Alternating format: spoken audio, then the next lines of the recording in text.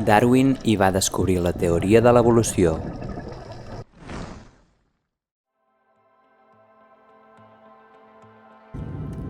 Després d'una llarga escala a Guayaquil, ens enlairem per arribar a les Illes Galápagos, unes de les illes més autèntiques del món.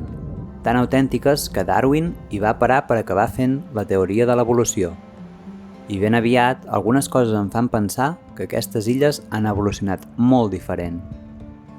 Passejo pels carrers de Puerto Vaquerizo, un poble tranquil, tan tranquil que hi ha lleons marins dormint per tot arreu. Al terra, als bancs, acompanyats d'iguanes gegants i també de pelicans. Les expectatives eren altes, però això és un altre nivell. Si el centre de Puerto Vaquerizo és així, penso que em trobaré a fora. I sense esperar, me'n vaig a descobrir-ho. Passo la playa de la Loberia i vaig fins a les Piedres Negres. Algunes fragates em saluden de prop i un mascarell camablau també em dóna la benvinguda tot estranyat. Torno cap al centre i descobreixo que els lleons marins s'han apropiat literalment de tota la platja. Senyal que és hora de descansar, i en faig cas perquè demà m'esperen emocions fortes.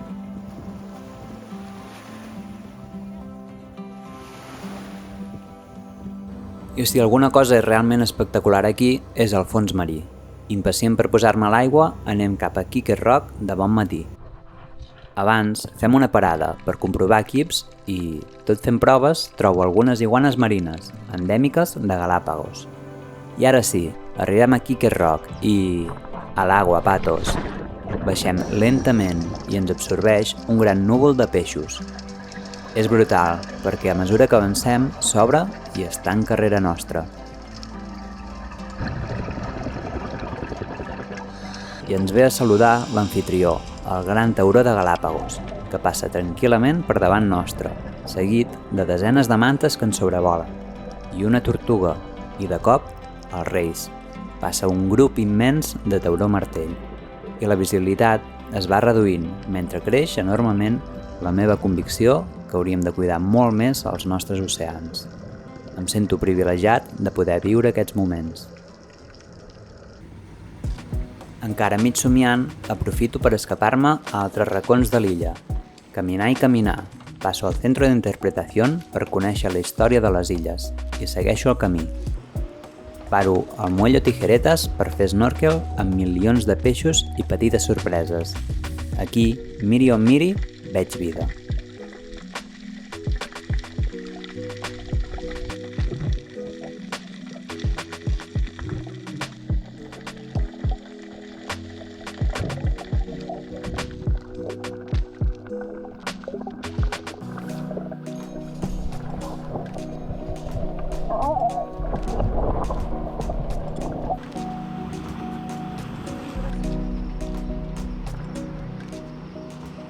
I segueixo el camí, no hi ha absolutament ningú, i arribo fins a Playa Vaquerizo. Comparteixo una platja deserta amb les iguanes.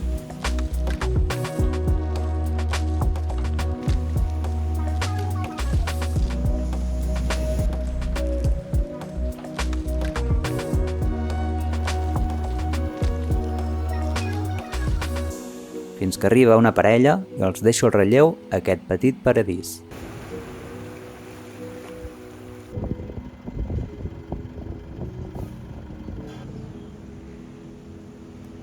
El 1835, Darwin va arribar a Galápagos amb el Beagle, però no tots els vaixells van tenir la mateixa sort.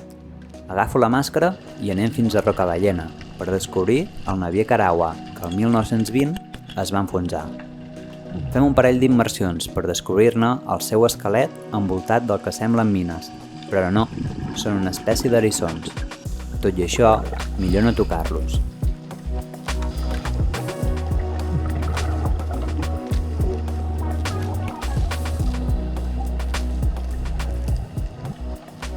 El mar està tranquil i mentre explorem trobem fauna de tot tipus.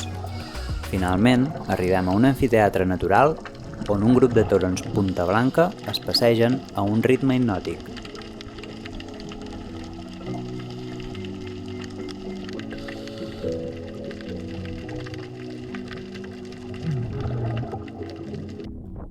No Necessito sortir una mica de l'aigua i aprofito per descobrir el gran cràter de Sant Cristóbal.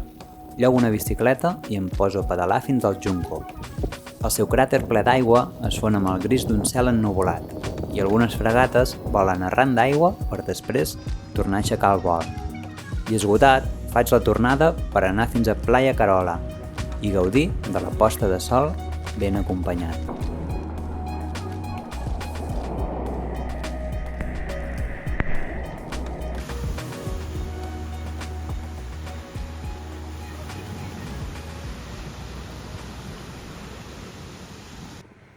Els dies a Sant Cristóbal passen volant i decideixo fer les últimes immersions.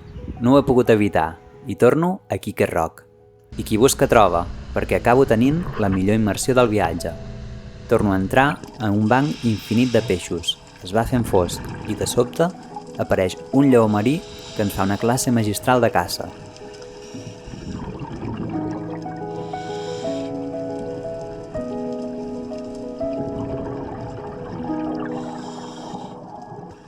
Per celebrar-ho, ens regala un ball elegant al nostre voltant i s'hi afegeixen algunes mantes.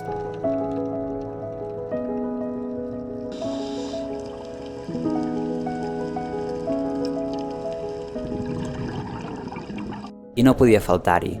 El tauró de Galàpagos ve a despedir-se i de cop... Bum! Apareix el millor regal.